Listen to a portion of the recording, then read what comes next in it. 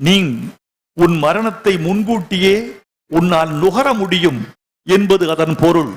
அலெக்சாண்டருக்கு தெரிந்து விட்டது, நாளை காலை சூரிய உதயத்தில் நான் இருக்க மாட்டேன் என்று தெரிந்து விட்டது. படைத்தலைவரை அழைத்தான். அழைத்துவிட்டு சொன்னான், நாளை காலை சூரியன் உதிக்கும், நான் இருக்க மாட்டேன், இறந்து போவேன். உனக்கு ஒரு வேண்டுகோள். என்னது? என் உடலை மாசிடோனியா மண்ணுக்கு நீங்கள் சுமந்து செல்ல வேண்டும். நான் பிறந்த மண்ணில் நான் அடக்கம் செய்யப்பட வேண்டும். ஆனால் சவப்பெட்டியை தூக்கிச் செல்கிற போது என் கைகள் இரண்டும் சவப்பெட்டிக்கு வெளியே இருக்குமாறு பார்த்துக் கொள்ளுங்கள் என்று சொன்னான். ஏன் அரசே? ஏன் அப்படி? ஏன்? அது உண்மையை சொல்லுங்கள். ஏன் உங்கள் கைகள் இரண்டும் வெளியே இருக்க வேண்டும்? அலெக்சாண்டர் சொன்னான், இந்த உலகம் முழுவதையும் வென்று முடித்து இனிமேல் வெல்லுவதற்கு நாடு இல்லையே என்று கவலைப்பட்ட அலெக்சாண்டர் கூட போகும்போது வெறுங்கையோடு போனான் என்பதை இந்த உலகம் தெரிந்து கொள்ளட்டும். அதற்காக என் கைகளை இந்த உலகம் காணுமாறு, என் உள்ளங்கைகள் விரிந்திருக்குமாறு, என் உள்ளங்கை இரண்டும் வான் பார்த்திருக்குமாறு, அதில் ஒன்றும் இல்லை என்பதை இந்த உலகம் உணருமாறு என் கைகளை சவப்பெட்டிக்கு வெளியே வைத்து என்னை கொண்டு செல்லுங்கள் என்று சொன்னான்.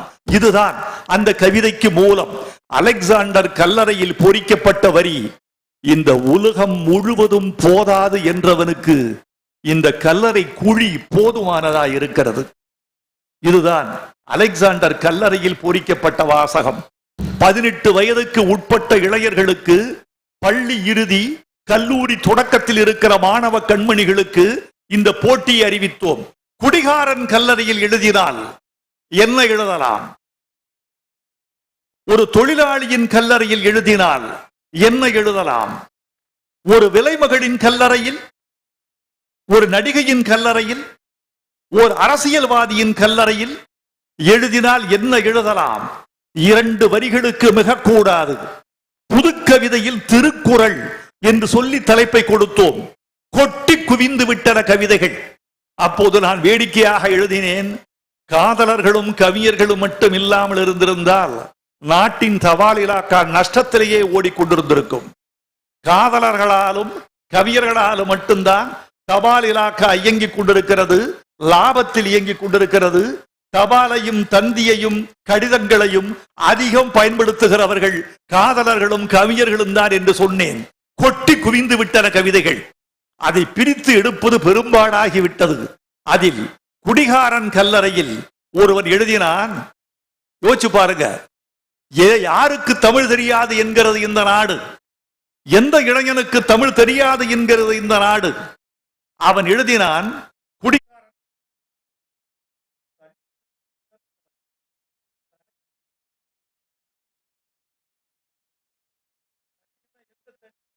அந்த தண்ணியில் இவன் மிதந்தான், தரையில் மூழ்கிவிட்டான். நாங்கள் வாய்விட்டு சிரித்து வாழ்த்தினோம். 2வது, தொழிலாளியின் கல்லறையில் இங்கும் கூட இவன் கரையான்களால் சுரண்டப்படுகிறான்.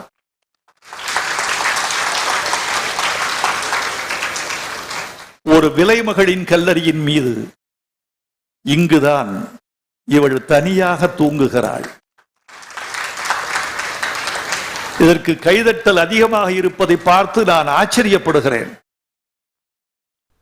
அடுத்து ஒருவன் நடிகையின் கல்லறையின் மீது எழுதினான், தோண்டி பார்த்து விடாதீர்கள், மேக்கப் இல்லாமல் தூங்கிக் கொண்டிருக்கிறார். முதல் பரிசு யாருக்கு தெரியுமா? முதல் பரிசு பெற்ற கவிதை அரசியல்வாதியின் கல்லறையில் என்ன எழுதலாம் என்பது. அரசியல்வாதிகள் யாராவது இருந்தால் பொறுத்து கொள்ள வேண்டும். இது அந்த அரசியல்வாதியை பற்றியது. நீங்கள் ரசிகர்கள். எழுதினான், அவனுக்குத்தான் முதல் பரிசு கொடுத்தோம். அவன் எழுதினான், தயவு செய்து யாரும் கைதட்டி விடாதீர்கள், எழுந்து விட போகிறான். கைதட்டல் சத்தம் தான் மாலை நேரத்து சங்கீதம். அரசியல்வாதிக்கு சில்லறையின் சத்தத்தை விட கைதட்டல் சத்தத்தில் ஒரு மயக்கம் இருக்கிறது. ஒரு பேச்சாளன் ஒரு மேடையில் பேசிக் கொண்டிருக்கிற போது ஒரு மெல்லிய சிரிப்பலை, ஒரு மெல்லிய கரவொலி, ஒரு மெல்லிய பரவசம் அண்ணாந்து பார்க்கும் அதிசயம், ஆஹா என்கிற ஒற்றை சொல், இச்சு கொட்டுகிற சத்தம், இவைகளெல்லாம் இருந்தால் ஒரு பேச்சாளன் தன் பேச்சை நிறுத்திவிட மாட்டான். ஏனென்றால் இந்த ஒலிபெருக்கியில் என்ன தெரியுமா வசதி? இந்த ஒலிபெருக்கியில் பேசுகிறவனுக்கு மட்டும்தான் யாரும் எதிர்த்து பேசுவதில்லை, இந்த ஒலிபெருக்கியும் எதிர்த்து பேசுவதில்லை. அதனால் இந்த ஒலிபெருக்கியை பேச்சாளரும் அரசியல்வாதியும் நேசிக்கிறார்கள். இப்போது சொல்லுங்கள் தோழர்களே, யாருக்கு தமிழ் தெரியாது? 18 வயதுக்கு உட்பட்ட இளைஞனுக்கு சில ஆண்டுகளுக்கு முன்னால் நாங்கள் வகித்த கவிதை போட்டியில் இத்தனை பெரிய சிந்தனை தெரிப்புகள் வந்து விழுந்தன. ஏனென்றால் நமது பாரம்பரியம் பெரிது, நமது சொல்லாடல் பெரிது. நமது சொல்லாடலுக்கு 3000 ஆண்டு தொடர்ச்சி இருக்கிறது. அதனால் நீங்கள் யாரும் கவிதை எழுத அஞ்ச வேண்டாம். கவிதையோ கட்டுரையோ சிறுகதையோ நாவலோ எது வேண்டுமானாலும் எழுத வேண்டும்.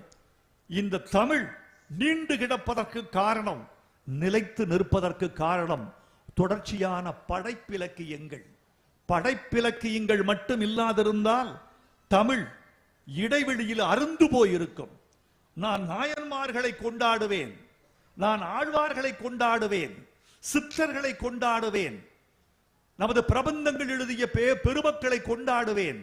கம்பனை மட்டுமல்ல தோழர்களே, திருவள்ளுவனை மட்டுமல்ல, திருத்தக்க தேவனை மட்டுமல்ல, சூளாமணி ஆசிரியரை மட்டுமல்ல, குண்டலகேசி எழுதியவனை மட்டுமல்ல, சிறு சிறு கவிதைகள், சிறு சிறு துணுக்குகள், சிறு சிறு வெண்பாக்கள் எழுதியவனையும் நான் கொண்டாடுகிறேன்.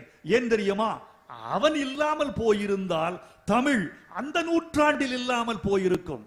தமிழ் ஒரு வீசுகிற காற்றை போல, தமிழ் கடலில் வீசுகிற அலைகளைப் போல, தமிழ் ஒரு வானத்தின் தொடர்ச்சியை போல, வானம் போல, காற்றை போல, கடல் அலைகளை போல, காலத்தின் நீட்சியை போல. காலம் என்றாவது இடையீடுபட்டதுண்டா? மழையால், புயலால், வெயிலால், பனியால், யுத்தத்தால், மரணத்தால், சந்திர சூரியர்கள் தங்களை கண்மூடி கொண்டதனால் என்றாவது காலம் நின்று போனதுண்டா? காலத்தை போன்றது தமிழ். எவன் ஆண்டால் என்ன, எவன் வாழ்ந்தால் என்ன, எவன் வீழ்ந்தால் என்ன, எவன் எதிர்த்தால் என்ன, எவன் சிதைத்தால் என்ன, எவன் எரித்தால் என்ன, எவன் புதைத்தால் என்ன, நான் மட்டும் காலத்தோடு காற்றை போல ஓடிக்கொண்டே இருப்பேன் என்று சொல்வதுதான் நமது தாய்மொழியாக நமக்கு வாய்த்திருக்கிற தமிழ் மொழி என்பதை நீங்கள் மறந்துவிடக் கூடாது. இந்த பேச்சின் முடிவில் சில கவிதைகளை தொய்த்தோம். இந்த பேச்சின் முடிவில் வைரமுத்து சில மேற்கோள்களை தந்துவிட்டு போனான். இந்த பேச்சின் முடிவில் வைரமுத்துவின் உடல் மொழி நன்றாக இருந்தது என்று பேசிவிட்டு போனால் அது என் பேச்சுக்கு தோல்வி. எது வெற்றி என்றால், இந்த பேச்சின் முடிவில் வைரமுத்து எழுது என்று எனக்கு எழுதிவிட்டு போனான். நாளை நீயும் ஒரு கவிஞன் என்று எனக்கு உறுதி சொல்லிவிட்டு போனான்.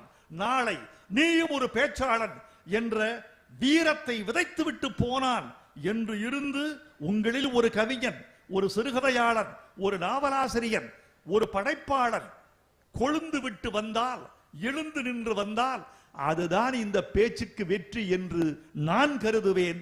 நீங்களும் அப்படியே கருத வேண்டும். முதலில் எழுதுவதற்கு எது தேவை என்று நான் கருதினேன் என்றால், எழுதுவதற்கு மொழி வேண்டும் என்று கருதுவது இரண்டாம் நிலை. நான் கண்டறிந்த என்னை எழுதிய முதல் கவிதை எதுவென்றால், என்னை எழுதிய முதல் கவிதை ஒலி. என்னை எழுதிய முதல் கவிதை காட்சி. என்னை எழுதிய முதல் கவிதை வட்டார மொழி. என்னை எழுதிய முதல் கவிதை பறவையின் கிரீச்சிடல்.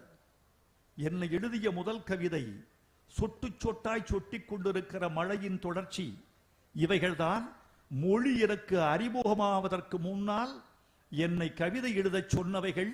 என்னை எழுதிய கவிதைகள் ஒரு ஆட்டின் சத்தம், பசுவின் கதறல், கன்றின் குரல், மழையின் ஒலி, மேகத்தின் இடி, ஒரு மொட்டு மலர்கிற சத்தத்தை கேட்க விட வேண்டும் என்று ஒரு சின்னஞ்சிறு வயதில் நான் எவ்வளவு துடித்திருக்கிறேன் தெரியுமா?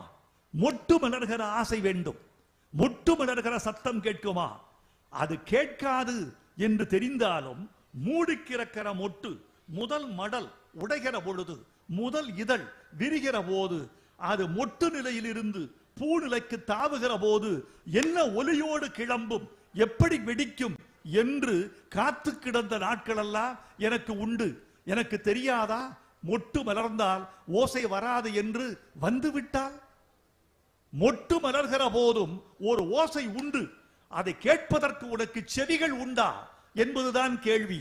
பூ பூக்கும் ஓசை, அதை கேட்கத்தான் ஆசை என்று எழுதியது என்னுடைய ஒரு 60வது வயதில் அல்லது 57வது வயதில்.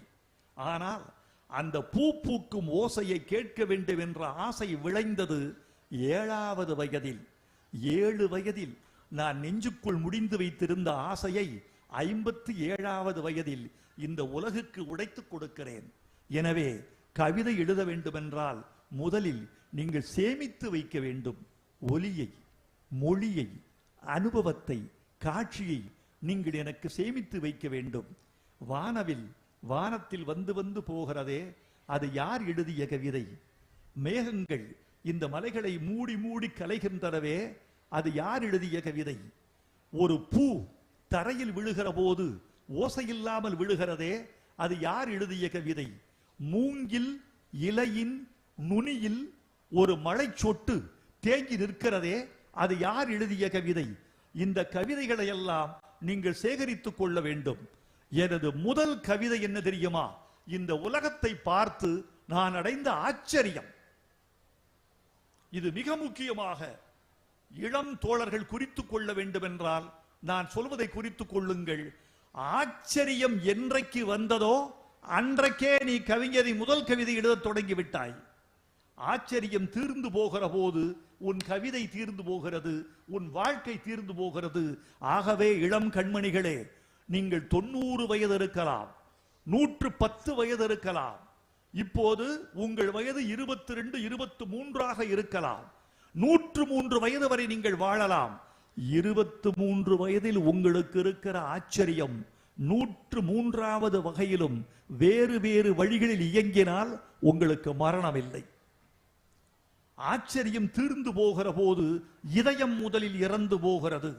இதயத்தின் இறப்பு முதல் இறப்பு, உடம்பின் இறப்பு இரண்டாவது இறப்பு, இந்த உலகத்தின் மறப்பு 3வது இறப்பு. ஒரு மனிதனுக்கு 3 மரணங்கள் இருக்கின்றன. ஆச்சரியம் தீரும் போது வருகிற மரணம் முதல் மரணம், உடம்பு அழிகிற போது வருகிற மரணம் 2வது மரணம், அவன் கடைசி மனிதனால் இந்த மண்ணில் மறக்கப்படுகிற போது வருகிற மரணம் 3ஆம் மரணம். இந்த 3 மரணங்களில் எதுவும் நேராமல் பார்த்துக் கொள்வது உங்கள் சாமர்த்தியம். காலம் உங்களை 2ஆம் மரணத்திற்கு ஆளாக்கும்.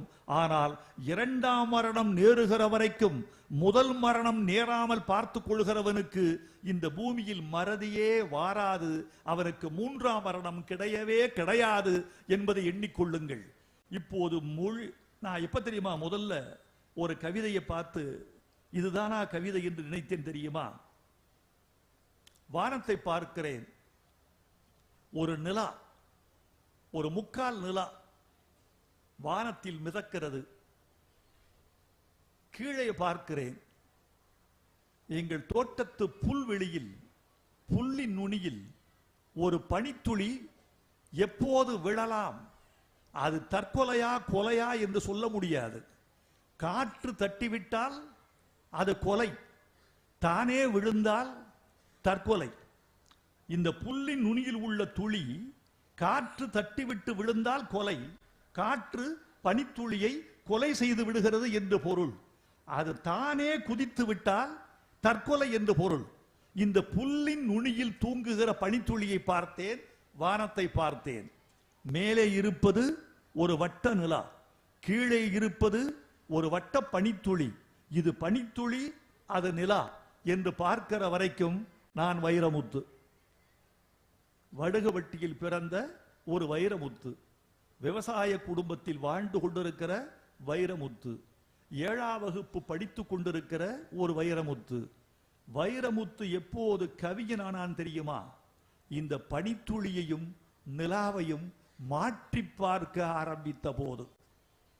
இந்த பனித்துளியை பார்க்கிறேன். இது புல்லின் நுனியில் தொங்கிக் கொண்டிருக்கிற நிலா. நிலாவை பார்க்கிறேன். வானத்தில் ஆடிக்கொண்டிருக்கிற பனித்துளி.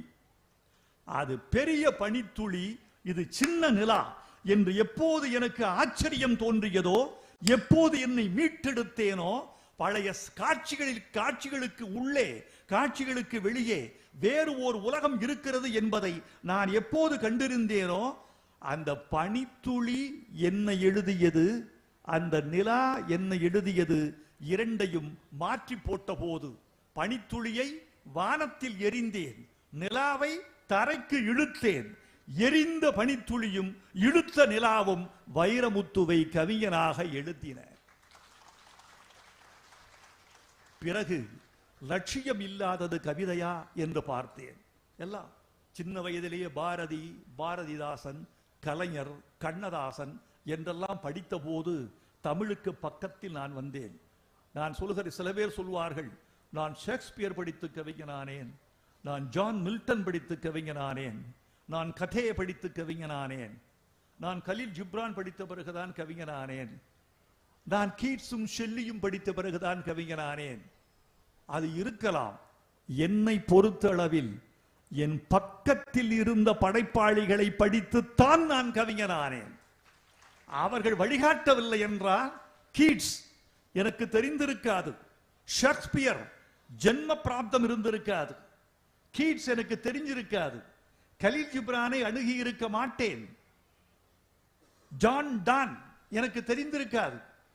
ஏனென்றால் பக்கத்தில் இருப்பதுதான் ஆகர்ஷணம், பக்கத்தில் இருந்து ஈர்ப்பதுதான் ஈர்ப்பு. ஒன்று தெரியுமா, நீங்க ஒரு காதல் வருகிறது என்று வைத்துக் கொள்ளுங்கள். நீங்கள் விருதுநகரில் இருக்கிறீர்கள், சிகாகோவில் இருக்கிற பெண் மீது உங்களுக்கு காதல் வருவது அபூர்வம். சிட்னியில் இருக்கிற ஒரு பையனோடு காதல் வருவது அபூர்வம். யார் மீது காதல் வரும் தெரியுமா? விருதுநகரில் இருக்கிற பையனுக்கு சாத்தூர் பெண் மீது காதல் வந்தால் நியாயம். சாத்தூரில் இருக்கிற பெண்ணுக்கு நம்ம பக்கத்துல ராஜபாளையத்தில் காதல் வந்தால் நியாயம்.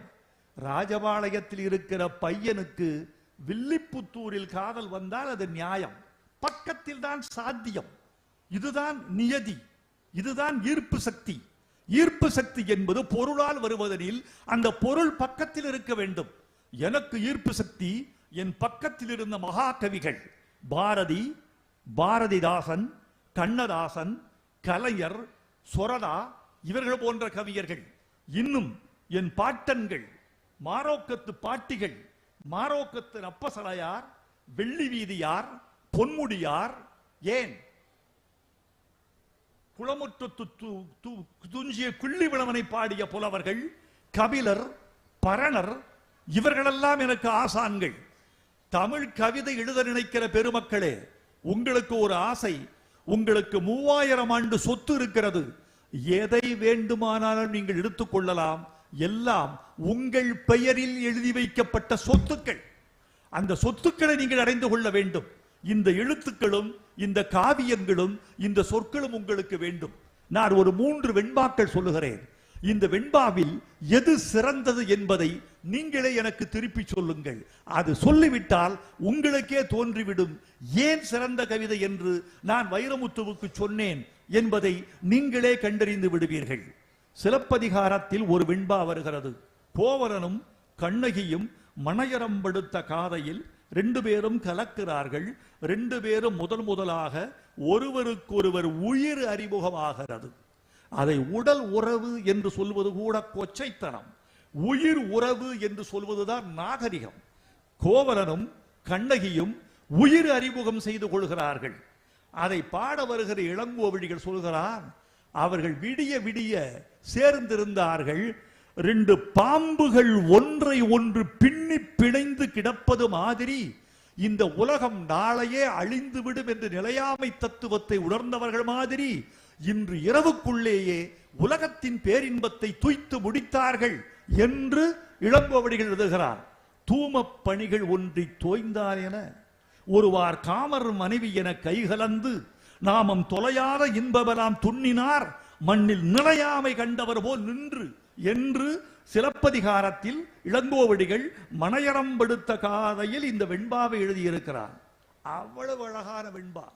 இடைக்காலத்தில் ஒரு வெண்பா, காளமேகம் எழுதிய வெண்பா.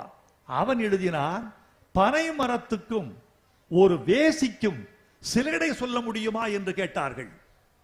என்னடா இது, பனைமரம் என்பது ரொம்ப சொரசொரப்பான ஒன்று, வேசி என்பது பளபளப்பான ஒன்று, இந்த ரெண்டுக்கும் எப்படி சிலேடை சொல்ல முடியும், ரெண்டையும் எப்படி இணைக்க முடியும்? அவன் எழுதினான், கட்டி தழுவுதலால், கால் சேர ஏறுதலால், எட்டி பன்னாட இழுத்தலால், கிட்ட போய் ஆசைவாய் கள்ளை அருந்துதலால், அப்பனையை வேச எனலாமே விரைந்து. இது ஒரு வெண்பா. அது காதலர்களை பற்றிய அழகு வெண்பா. இது காமுகனை பற்றிய இன்னொரு வெண்பா. இன்னொரு வெண்பா சொல்லுகிறேன். இந்த வெண்பாவை நீங்கள் கவனமாக கேளுங்கள். பல ஆண்டுகளுக்கு முன்பு கண்ணதாசன் நடத்திய தென்றல் இதழில் ஒரு கவிதை போட்டி நடத்தப்பட்டது. அந்த கவிதை போட்டிக்கு ஈற்றடி கொடுத்து விடுவார்கள். வெண்பாவின் கடைசி வரி கொடுப்பார்கள். மிச்ச வரிகளை நீங்கள் முடித்துக் கொடுக்க வேண்டும். அந்த கடைசி வரி, பூவை மேல் எத்தனை பூ. பூவைனா ஒரு பெண், ஒரு பெண்ணின் உடம்பில் எத்தனை பூக்கள், இது கேள்வி. பூவை மேல் எத்தனை பூ. இது காலங்காலமாக தமிழ் கவிஞர்கள் ஒரு இலக்கணப்படி வந்திருக்கிறார்கள். ஒரு நிலையான ஊமைகளை சொல்லிவிட்டு போயிருக்கிறார்கள். ஒரு பெண்ணின் கண்கள் குவளைப்பூ, காது வள்ளைப்பூ, மூக்கு எட்பூ, எள்ளின் பூ இப்படித்தான் இருக்கும். எள்ளின் பூ இப்படி இருக்காது, இப்படி இருக்காது, இப்படி இருக்கும். மூக்கு எட்பூ, கழுத்து சங்கு புஷ்பம், விரல்கள் காந்தள் மலர்கள், தனங்கள் தாமரை பூக்கள், பூவை மேல் எத்தனை பூ எழுதி முடித்தார்கள். எல்லா கவிஞரும் இதுதான் எழுதினான். ஒருவன் மட்டும் விதவையை பற்றி பாட்டு எழுதினான். ஒரு இளம் விதவையை பற்றி பாட்டு எழுதினான். அவன் இதே வெண்பாவில் எடுத்து வைத்த விஷயம் என்ன தெரியுமா? எண்ணெய் இல்லை, ஏற்ற பூ சூட வகை ஏதுமில்லை. ஒரு விதவைக்கு எண்ணெய் இல்லை, ஏற்ற பூ சூட வகை ஏதுமில்லை, பெண் கூந்தல் இந்நிலையில் பேன் பிடிக்க, பின் ஒரு நாள் சாவை அவள் அண்டி சாய்ந்து விட்டாள், பின் அந்த பூவை மேல் எத்தனை பூ என்று கேட்டார். புரியுதா? கைதட்டிய தமிழ் அன்பர்களுக்கெல்லாம் நான் கைதட்டி என்று சொல்லுகிறேன். ஏனென்றால் இந்த கவிதையை ஒருவன் புரிந்து கொண்டு கைதட்டினால் தமிழ் அவனுக்குள் வேர்விட்டு விட்டது என்று அர்த்தம். தமிழ் அவனுக்குள் புகுந்து பூக்க போகிறது என்று அர்த்தம். தமிழ் அவனுக்குள் அமிர்தமயமாக இறங்கி மழை பெய்கிறது என்று அர்த்தம். தமிழ் அவனுக்கு வசப்பட்டு விட்டது என்று அர்த்தம். புரியாத தோழியரே, புரியாத மாணவரே, நான் சொல்கிறேன், ஒரு விதவையை பூச்சூடுவதற்கு இந்த சமூகம் அனுமதிப்பதில்லை. பூ போட்ட சேலை கட்டக்கூட அவளுக்கு அனுமதி இல்லை.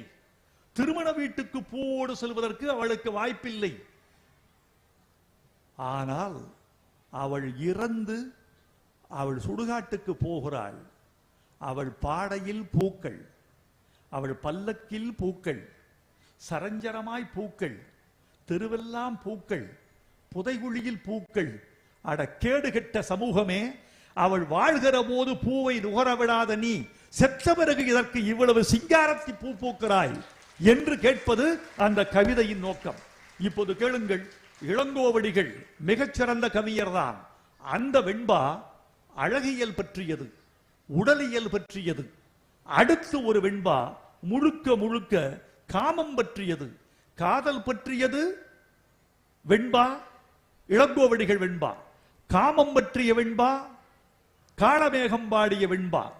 சமூகம் குறித்த, பெண் குறித்த அக்கறையோடு பாடப்பட்டது இந்த மூன்றாவது பூவை மேல் எத்தனை பூ என்ற வெண்பா.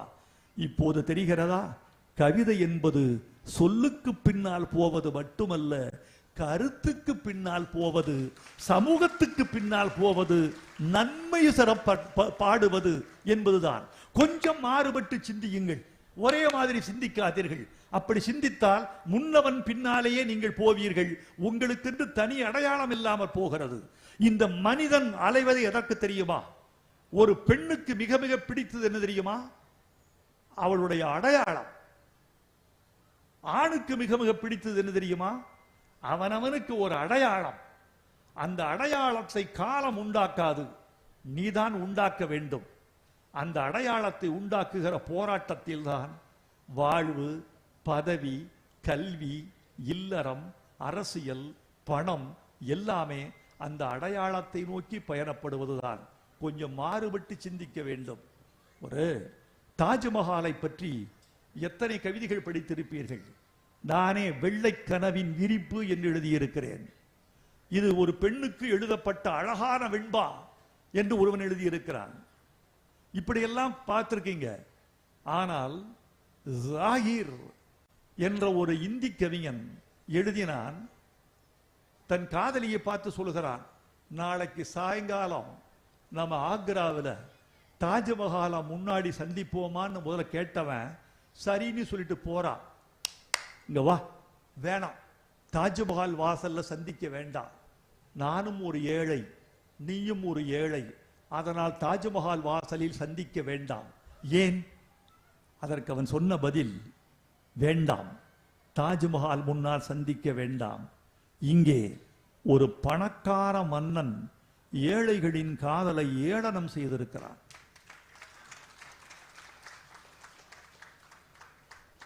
எவ்வளவு ரசிப்புத்தன்மை உள்ள கூட்டம், எவ்வளவு மகிழ்ச்சி உங்கள் முகங்களில். இது எது கொடுக்கும்? தமிழை தவிர இந்த பரவசத்தை வேறு எது கொடுக்கும்? கவிதையை தவிர இந்த கிளர்ச்சியை எது மூட்டும்? இது ஒரு இனிப்பு நெருப்பு. இது உங்களை வாழ வைக்கும் விஷம். இது விஷம் மாதிரி அடர்த்தியானது, வாழ வைக்கிற விஷம். இது உங்கள் குருதி ஓட்டத்தில் கலந்து இதயத்தில் சென்று படுகிற படிமம். இதுதான் காலமெல்லாம் நிற்கும். அவன் என்ன சொல்றான்? ஷாஜகானுக்கு பணம் இருந்தது, மக்கள் வரிப்பணத்தை திரட்டினான், தன் காதலிக்கு ஒரு பெரிய கோட்டை கட்டி விட்டு போயிருக்கிறான். இவ்வளவு பெரிய கல்லறையை அவன் சொந்த காசில் கட்டவில்லை, வரிப்பணத்தில் கட்டி இருக்கிறான். என் காதல் ஷாஜகான் காதலை விட குறைந்தது அல்ல. ஆனால் தாஜ்மஹால் கட்ட எனக்கு ஏது வரிப்பணம்?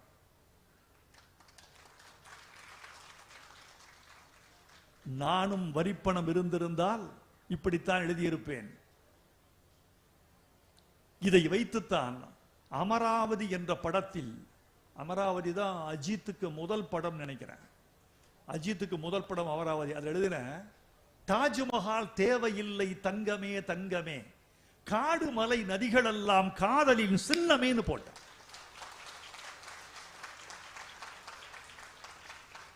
மேற்கு தொடர்ச்சி மலையை பார், அது நம்முடைய காதலின் சின்னம்னு வச்சுக்க. காவிரியை பார், வங்காள விரிகுடாவை பார், இது காதலின் சின்னம். அண்ணாந்து வானம் பார், அது நமது காதலின் சின்னம். இயற்கை கட்டி வைத்ததெல்லாம் காதலுக்கு எழுப்பப்பட்ட நினைவு சின்னங்கள் என்று கருதிக்கொள் காதலியே என்பது அதொரு. தாஜ்மஹால் தேவையில்லை தங்கமே தங்கமே, அன்னமே அன்னமே, காடுமலை நதிகள் எல்லாம் காதலின் சின்னமே என்று முதல் வரி போட்டேன். அதுதான், நீங்க காதலிப்பதற்கு ஷாஜகான் வேண்டியதில்லை, கருப்பசாமி போதும். காதலிப்பதற்கு மும்தாஜ் தேவையில்லை, பார்வதி போதும். முனியம்மா போதும். மும்தாஜ் வேண்டாம், முனியம்மா போதும். ஷாஜகான் வேண்டாம், சர்வேஸ்வரன் போதும். அப்படி இருந்தால் போதும். காதல் என்பது பொது உணர்ச்சி, காதலுக்கு சின்னம் என்பது தனி உணர்ச்சி. அது ராஜாராணி காதல். எங்க காதல் குறைந்ததல்ல. எப்படி சிந்திச்சிருக்கான் பாருங்க. இந்த கவிதையை நான் கல்லூரியில், பச்சையப்பன் கல்லூரி மாணவனாக இருந்த போது வாசித்தது. இப்போது நினைத்தாலும் அதே கிளர்ச்சி, அதே பரவசம், அதே எழுச்சி, அதே ஒரு இன்பம். உங்களுக்கு சொல்லுகிற போது நான் எத்தனை பேருக்கு சொல்லியிருப்பேன் தெரியுமா? எவனுக்காவது கவிதையின் மீது காதல் இருந்தால் இந்த கவிதையை நான் திணிக்காமல் விட்டதில்லை. இத்தனை பேருக்கு சொல்லி இருக்கிறேன். ஆனாலும் இந்த விருதுநகர் மேடையில் உங்களுக்கு சொல்லுகிற போது இப்போதுதான் நான் முதலாக இந்த கவிதையை சொல்லுகிறேன் என்பது மாதிரி சொல்லுகிறேன். காரணம், உங்கள் எழுச்சி என் உணர்ச்சி. இந்த இரண்டுக்குமான சங்கமம் தான் இந்த உணர்ச்சி என்பதாக நான் நினைக்கிறேன். சங்க இலக்கியம் படிச்சுட்டு வந்து எழுதுங்க.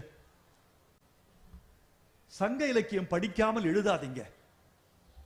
இந்த வைகை செல்வன் இருக்கிறார், இவர் அடிக்கடி கட்டுரை எழுதுவார் தினமணியில். நல்ல கட்டுரையாக இருந்தால் உடனே ஒரு முன்னாள் அமைச்சர் கட்டுரை எனக்கு நல்ல விஷயத்தை பாராட்டாமல் விட்டால் இதயம் கனக்கும். இதயத்தின் பாரத்தை எழுதியவனுக்கு இறக்கி வைக்காமல் எனக்கு தூக்கம் வராது. இந்த பாராட்டுகிற எண்ணத்தை வளர்த்துக்குங்க. நீங்க பாராட்டுகிற எண்ணத்தை வளர்த்துக்குங்க. ஒரு மனைவியை பார்த்து கேட்டாங்க, ஒரு 60 வயசாச்சு, 60ஆம் கல்யாணம், என்ன உங்க கணவர்கிட்ட என்ன குறைன்னு கேட்டாங்க. பாராட்டவே மாட்டாருங்க. கடைசியா எப்ப பாராட்டினாரு? பாளையங்கோட்டையில் எங்களுக்கு முதலிரவு நடந்ததுங்க, அன்னைக்கு பாராட்டினவர் தான். அதுக்கு மறந்துட்டாருங்க. பாராட்டுகிற போது உங்கள் மனம் விசாலமடைகிறது. பாராட்டுகிற போது பாராட்டப்படுகிறவரை விட பாராட்டுகிறவருக்கு ஒரு எழுச்சியும் மன உற்சாகமும் வருகிறது. தயவு செய்து பாராட்டுங்கள், பாராட்ட கற்றுக்கொள்ளுங்கள். சக மாணவனை, சக மாணவியை, பெற்றோரை பாராட்டுங்கள். நன்றாக பாடம் சொல்லி கொடுத்தால் உங்கள் ஆசிரியரை பாராட்டுங்கள். உங்களை மீறி ஒரு மாணவி முதல் மார்க் வாங்கிவிட்டால் அவளை கூப்பிட்டு பாராட்டுங்கள். அப்படி பாராட்டினால்தான் உங்கள் வளம் மேலும் வளரும், உங்கள் இதயம் மேலும் விரியும் என்பதாக நான் கருதுகிறேன். பாராட்டி பழகுங்கள் தமிழர்களே, தமிழச்சிகளே, தமிழ் இளைஞர்களே, பாராட்டி பழகுங்கள். நான் பாராட்டினேன். ஒரு பாட்டு, சங்க இலக்கிய பாட்டு, நான் இதை சொல்லாமல் இருக்கவே முடியாது உங்களுக்கு. இந்த பாட்டு என்ன தெரியுமா? ஒருத்தி அழகி, இவ்வளவுதாங்க செய்தி. ஒருத்தி அழகி, இதை எப்படியெல்லாம் சொல்லலாம்? நான் சொன்ன மாதிரி அவள் கூந்தலில் இருந்து பாதம் வரை வர்ணிக்கலாம். 2 விதமான வர்ணனை இருக்கு. ஒரு தமிழ் இலக்கியத்தில் இலக்கணம் ஒன்று இருக்கு. ஒன்று பாதாதி கேசம், பாதத்தில் தொடங்கி கேசம் வரைக்கும் புகழ்வது, கவிதை பாடுவது பாதாதி கேசம். இன்னொன்று கேசாதி பாதம், கேசத்தில் ஆரம்பித்து பாதம் வரைக்கும் முடிவது. ஆனால் இது யாருக்கு பாட வேண்டும் என்று தமிழன் நியதி வைத்திருக்கிறான். பாதாதி கேசம், பாதத்தில் ஆரம்பித்து தலைவரைக்கும் ஏற்றிக்கொண்டே போய் முடிந்தால் அது இறைவனுக்கு. கேசத்தில் ஆரம்பித்து பாதத்தில் முடிந்தால் மனிதனுக்கு. அது ஆணாக இருக்கலாம், பெண்ணாக இருக்கலாம். ஆனால் கேசம் என்பதில் இதுக்கு பேரு கூந்தல். கூந்தல் என்று சொல்வதை பெண்ணுக்குத்தான் சொல்ல வேண்டும். தலையில் இருக்கிற முடி கூந்தலாக இருந்தால் அது பெண் என்று அர்த்தம்.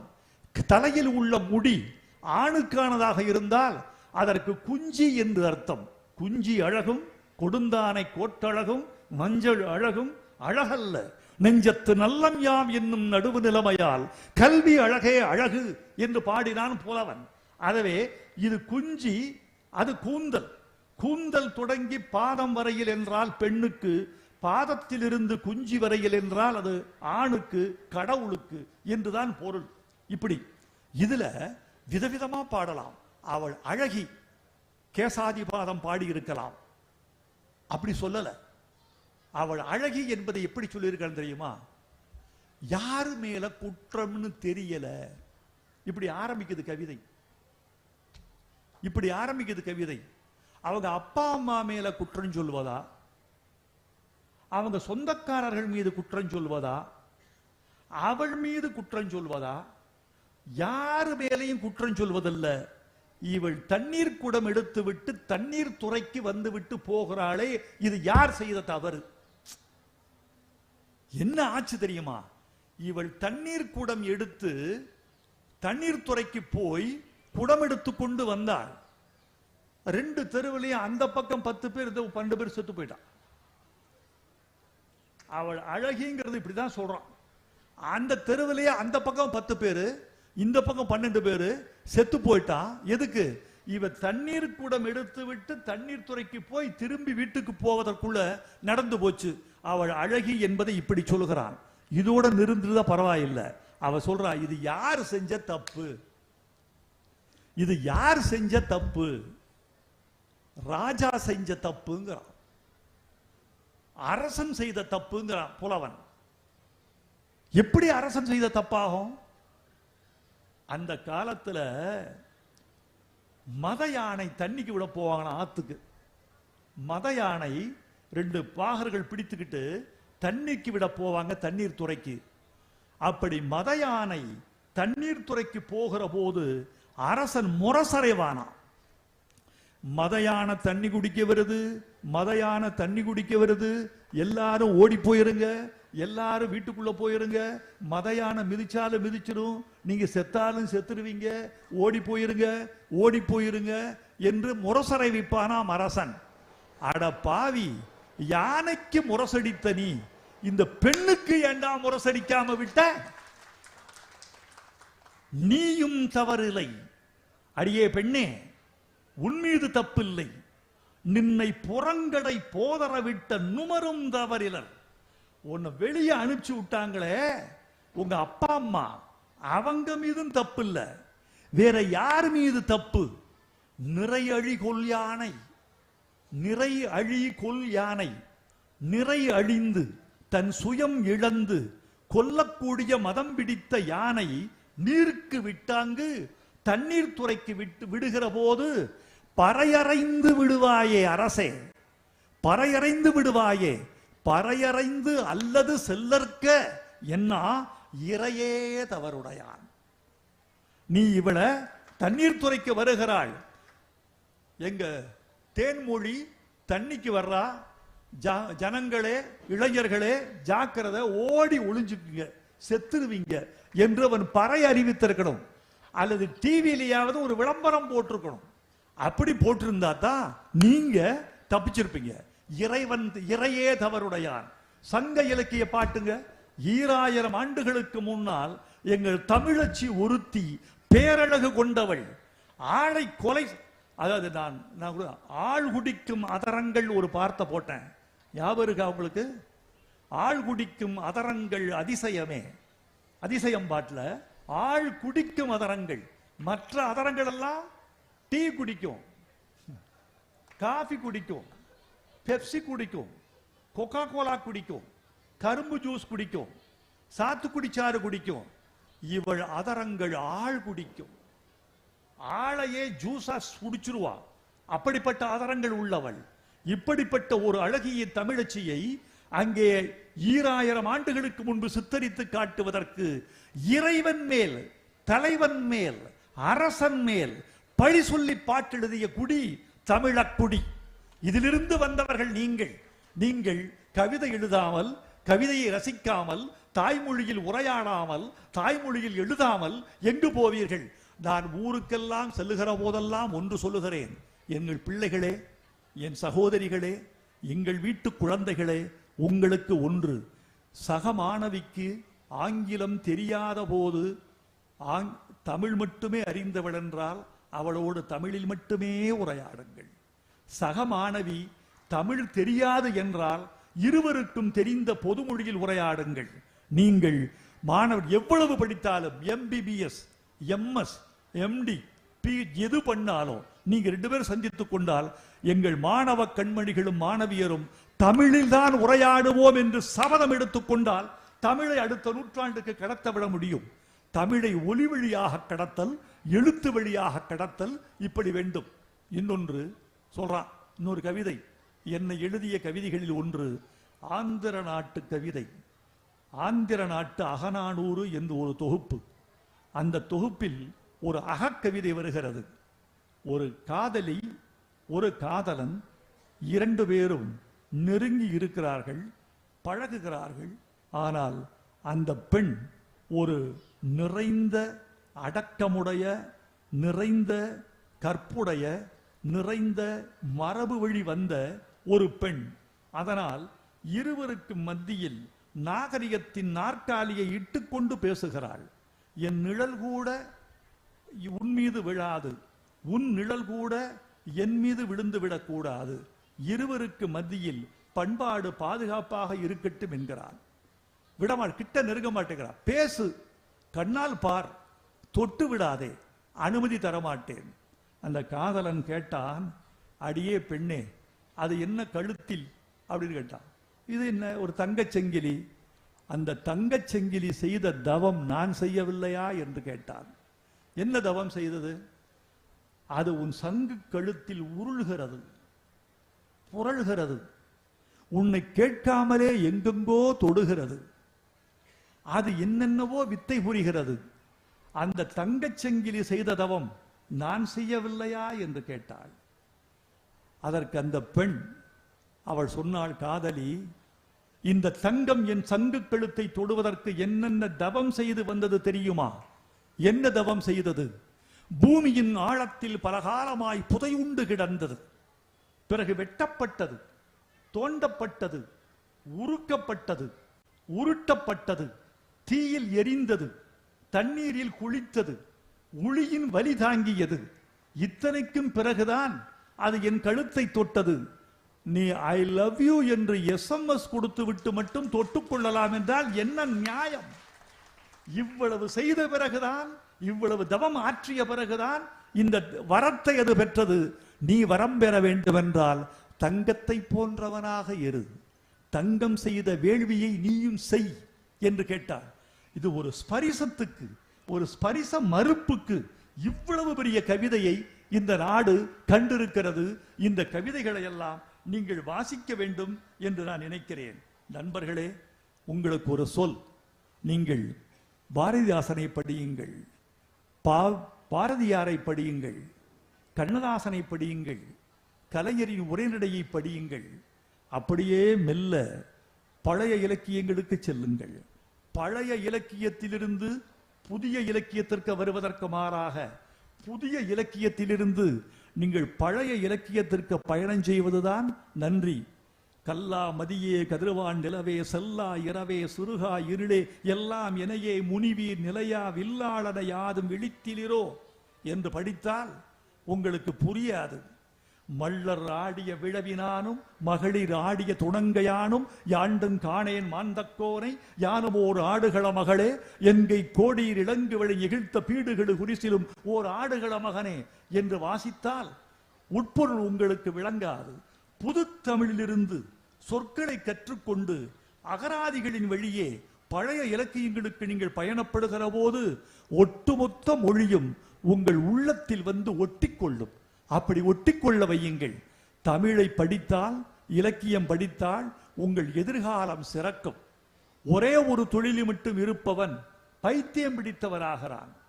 நல்ல ஒரு மருத்துவருக்கு 18 மணி நேரம் வேலை பார்த்து விட்டு வந்து வீட்டில் ஒரு மெல்லிய சங்கீதம் கேட்கிற போது இருக்கிற சுகம், ஒரு மெல்லிய ஓவியம் வரைகிற போது இருக்கிற சுகம், ஒரு புல்லாங்குழல் கேட்கிற போது இருக்கிற சுகம், வீணை மீட்டுகிற போது இருக்கிற சுகம் மாற்று. ஓய்வு என்பது என்ன? உங்களுக்கு பிடித்தமான வேலையை நீங்கள் பார்க்கும் வேலையை விட்டு மாற்றி செய்வது. எது உங்களுக்கு தொழிலாகி வருகிறதோ அது உங்களுக்கு தொல்லையாகி விடுகிறது. தொழில் ஆகாத ஒன்றிலிருந்துதான் தொழிலுக்கு மாற்று கிடைக்கிறது. உங்கள் தொழிலுக்கு மாற்று இலக்கியம், சங்கீதம், நுண்கலை, மெல்லிய வாசிப்பு. இவற்றுள் உங்கள் வாழ்க்கையை நீங்கள் மடைமாற்றம் செய்து கொள்ளலாம். அப்படி மடைமாற்றம் செய்து கொள்கிற போது உங்கள் மெய்த்தொழில் செய்வதற்கான ஆற்றல் கூடும், அங்கீகாரம் பெருகும் என்பதற்காக சொல்லுகிறேன். இந்த விழா ஏற்பாடு செய்தவர்களுக்கு நன்றி, மாணவ கண்மணிகளுக்கு நன்றி. இந்த விழாவின் நிறைவில் நான் உங்களுக்கு சொல்லி செல்வது ஒன்றுதான், நான் முன்னமே சொன்னதுதான். என் பேச்சின் நிறைவில் கவிதைகளை ரசித்தோம், கைதட்டினோம், மொழியில் உறைந்தோம், நாம் பரவசமானோம், நம்முடைய தமிழ் மொழியின் ஆழங்கள் அறிந்து கொண்டோம், அகமகிழ்ந்தோம் என்பதோடு மட்டும் போய்விடாமல் வைரமுத்துவின் பேச்சில் நான் கவிஞனானேன், வைரமுத்துவின் பேச்சில் நான் எழுத்தாளனானேன், வைரமுத்துவின் பேச்சில் நான் விமர்சகனானேன், வைரமுத்துவின் பேச்சில் என் பிள்ளைக்கு தனித்தமிழில் பெயரிடுவது என்று சங்கல்பம் எடுத்துக்கொண்டேன். யார் என்னிடம் பெயர் கேட்டாலும், எனக்கு பிள்ளை பிறந்தாலும், ஆணாக பிறந்தால் அவனுக்கு செங்குட்டுவன் என்று பெயர் வைப்பேன், பெண்ணாக பிறந்தால் செம்மொழி என்று பெயர் வைப்பேன், பெண்ணாக பிறந்தால் வெண்பா என்று பெயர் வைப்பேன். ஆணாக பிறந்தால் அன்பன் என்று பெயர் வைப்பேன். வழுதி என்று பெயர் வைப்பேன். நப்பசலை என்று பெயர் வைப்பேன் என்று தனி தமிழில் பெயர் வைக்க வேண்டும் பிள்ளைகளுக்கு என்று சபதம் எடுத்துக்கொண்டால் அதுதான் இந்த விழாவின் வெற்றி. வாழ்க தமிழ், வெல்க தமிழர்கள், வளர்க வாசிப்பு அனுபவம் என்று வாழ்த்தி விடைபெறுகிறேன். நன்றி, நன்றி, வணக்கம்.